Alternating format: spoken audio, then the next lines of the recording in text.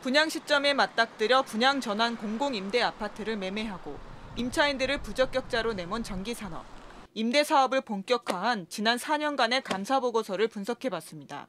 수천억 원 규모의 아파트를 매입했는데 자본금은 8억 원 정도에 불과합니다. 이 사업체가 본격적으로 분양 전환 공공임대 아파트를 사들인 건 지난 2017년과 2018년. 정부가 주택 공급을 늘리기 위해 임대사업자에게 주는 세제 혜택 등을 확대할 때입니다.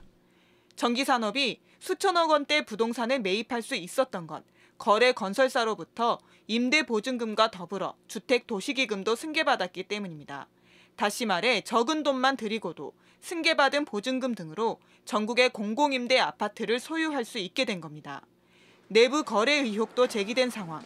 지난해 전기산업 대표 한모 씨가 운영하는 자회사 3곳에 321억 원어치의 아파트를 매각했는데 이 가운데 절반이 미수금으로 남아 있어서입니다. 기존에 이제 사업 다각화를 위해 갖고 있던 자회사에 저희 물량을 좀 분산시킬 필요가 있었어요.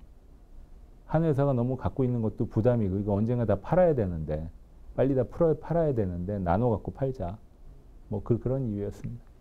시민단체들은 부실한 민간 사업자가 수익만을 위해 공공성이 담보돼야 할 임대 아파트를 마구잡이로 사들이면서 임차인들이 부적격으로 내몰리고 있다고 지적합니다.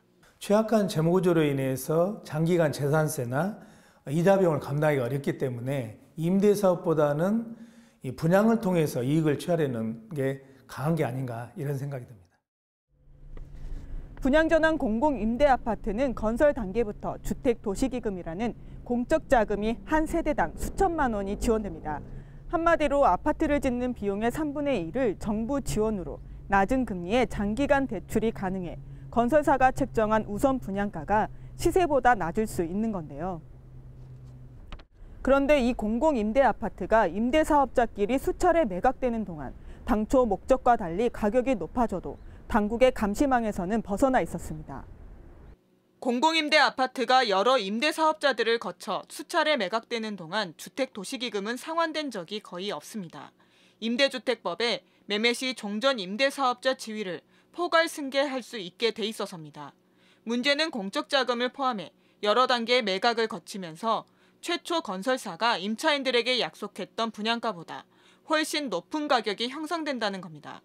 이 때문에 광양시가 주택도시기금 지급 업무를 수탁받은 은행 측에 기금 상환을 요청했지만 받아들여지지 않았습니다. 은행 측은 전기산업이 채무를 상환할 능력이 안 된다며 담보권을 실행하면 다른 임차인들에게도 피해가 발생할 수 있어 내린 결정이라고 밝혔습니다. 국토교통부도 공공임대아파트의 임대사업 등록과 신고는 지자체 관리 사항이라 개입할 여지가 없다는 입장. 임대사업자의 재정 능력이나 매매 실태 또한 별도로 관리할 만한 근거가 없다는 겁니다. 수리인데 이제 허가 사항은 아닌데 모두 그놈은 다 지자체 위임된 사항이다 보니까 저희도 어떻게 할 수가 없어요.